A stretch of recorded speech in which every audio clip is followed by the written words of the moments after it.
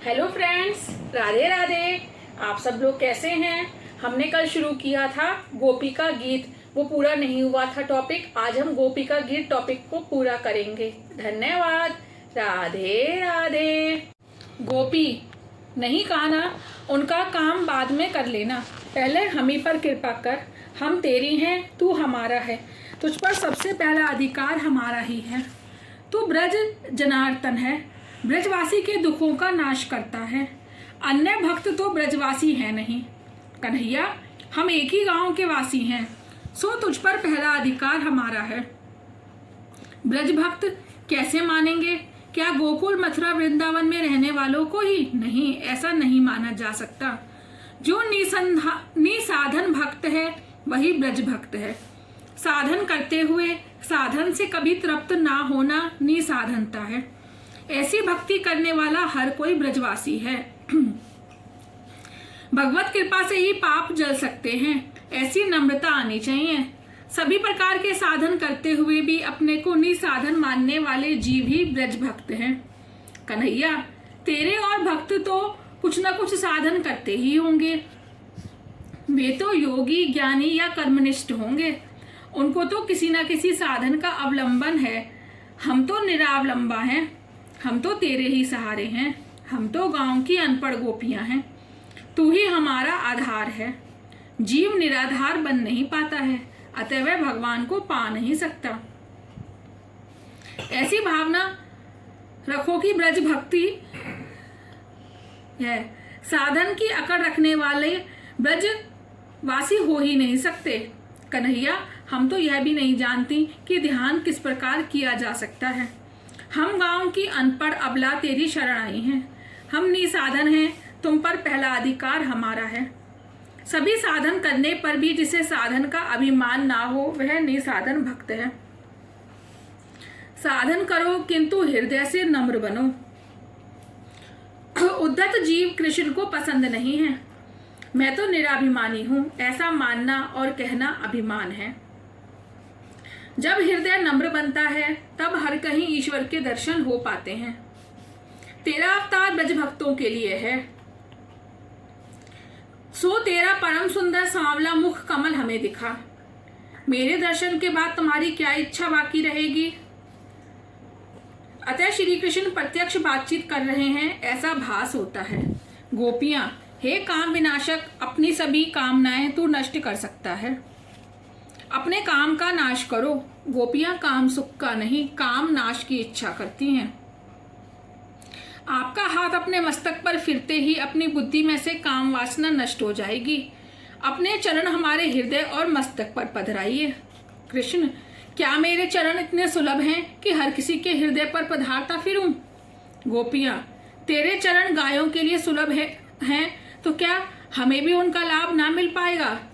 हम तो गायों से भी अधिक दीन बनकर आई हैं। तेरे चरण तो तृण चरानुग हैं। गायों के लिए तुम्हारे चरण सुलभ हैं क्योंकि तुम दोनों एक दूसरे के आगे पीछे चलते फिरते हो। क्या गायों के लिए सुलभ और हमारे लिए तेरे चरण दुर्लभ? भगवान, क्या मुझे गोपाल मानती हो तुम? गोपियां, नहीं नहीं, तुम तो श्री निकेतन हो। तुम्हारे चरण तो लक्ष्मी जी के निवास स्थान रूप हैं। तुम्हारे चरण तो लक्ष्मी जी नित्य अपनी गोद में रखकर सेवा करती हैं। श्री कृष्ण, मैं अपने चरण तुम्हारे हृदय पर पधारने के लिए तैयार तो हूँ, किंतु एक डर भी है मुझे।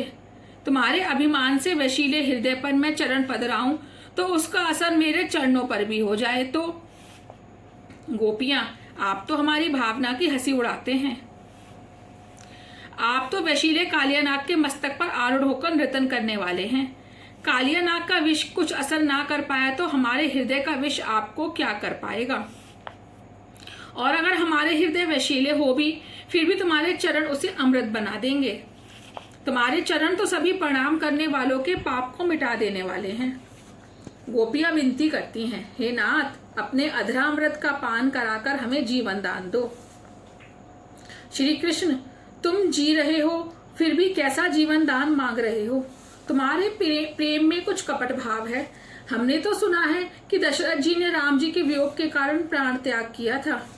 दशरथ जी का राम प्रेम हार्दिक था, सो राम का विरह होते हुए उन्होंने प्राण त्याग दिया। यही है सच्चा प्रेम। मेरे वियोग में तुम जी रही हो, मुझसे बातें भी कर रही हो, तुम्हारे प्राण चले नहीं गए, सो मुझे लगता है तुम्हारा प्रेम सच्चा नहीं है।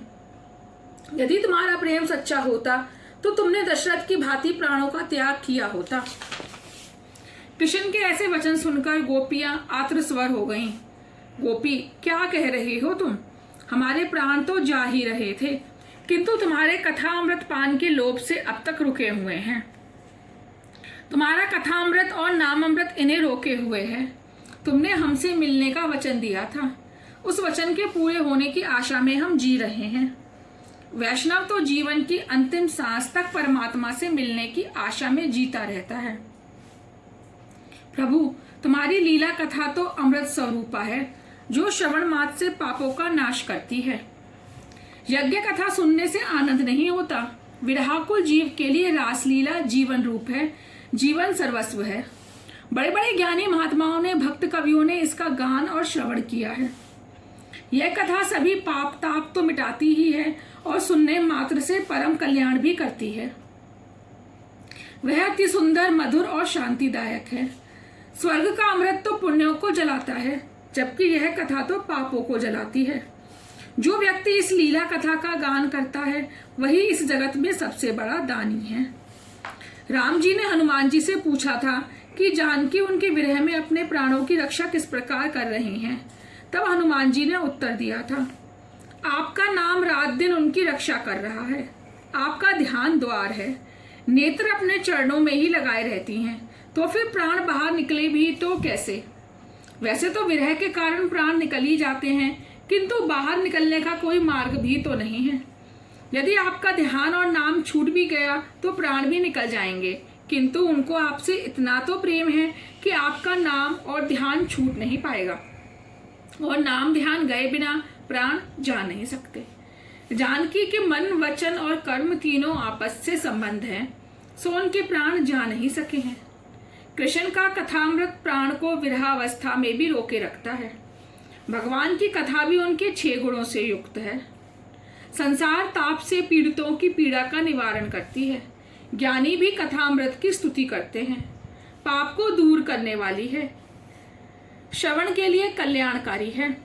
कथामृत में यश, धर्म है, लक्ष्मी युक्त है, सर्वत्र व्याप्त है।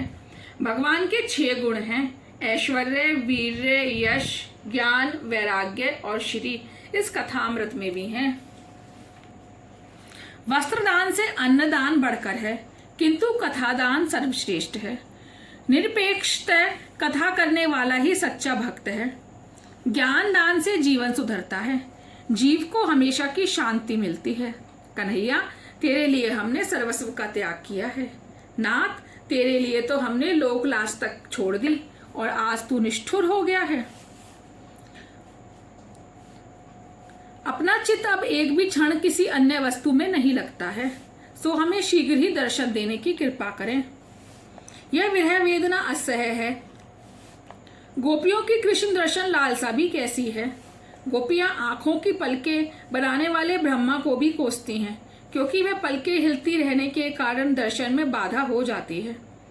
पलकें झपकने से एक क्षण तक हमें आपके दर्शन से वंचित हो जाती हैं। एक क्षण का विरह भी हमारे लिए तो असह्य है। आंखों की पलकें बनाने वाले ब्रह्मा जड़ हैं। यदि उसने पलकें बनाई ही ना होती तो हम आपके दर्शन निरंतर कर सकती होती। नाथ, अपने दर्शन के लिए प्रतीक्षा ही कराते रहेंगे आप। तुझे ढूंढते ढूंढते तो मेरी आंखें भी थक हार गई हैं। जब से तू गया है हम बड़ी बेचैन हैं, हमें शांति नहीं है। दुख हरता और सुख हरता, तुम हमें कब मिलोगे, दर्शन कब दोगे। असह्य विरह वेदना के कारण गोपियां रोने लगी। अकेले गीत से तो कुछ भी बन नहीं पाया, केवल गुणगान नहीं रुदन भी आवश्यक है। गोपियां रोने लगी तो परमात्मा प्रकट हुए। कृष्ण दर्शन की इच्छुक गोपियां थक हार कर बड़े जोर से रोने लगी। प्रभु के लिए साधन करके थका हुआ जीव रोने लगता है तो प्रभु दयावश प्रकट होते हैं। गोपियों की भांति रो रो कर तुम भी प्रभु को प्राप्त कर सकते हो। रामकृष्ण परमहंस ने कहा है, पत्नी पुत्र आदि की मृत्यु के समय या धन संपत्ति को पाने के लिए लोग आंसू की सरिता बहा देते हैं, किंतु ईश्वर के दर्शन ना हो पाने के दुख से भगवान के लिए आंसू की एक बूंद तक गिराने वाले कितने हैं। अपने अनुभव का वर्णन करते हुए उन्होंने कहा है, संध्या समय भी मुझे माँ के दर्शन नहीं हो पाते तो मैं रो उठता हूँ, माँ आज का दिन भी तेरे दर्शन के बिना ही चला गया। मैं रोता हुआ धरती पर गिर जाता तो अंत में उनका दर्शन होता। दर्शन प्राप्ति के लिए अतिशय व्याकुलता से आंखों से आंसू की धारा बहाओ, वह अवश्य दर्शन देंगे। राधे राधे। आज का यहीं पर पूरा हुआ। कल हम शुरू करेंगे श्री कृष्ण का प्रकट होकर गोपियों को सांत्वना देना एवं महारास। अगर आपको मेरा भागवत जी पढ़ना अच्छा लग रहा है, कृपया करके चैनल को सब्सक्राइब करिए, वीडियो को लाइक करिए और प्लीज एक छोटा सा कमेंट राधे राधे का करना ना भूलिए। राधे राधे।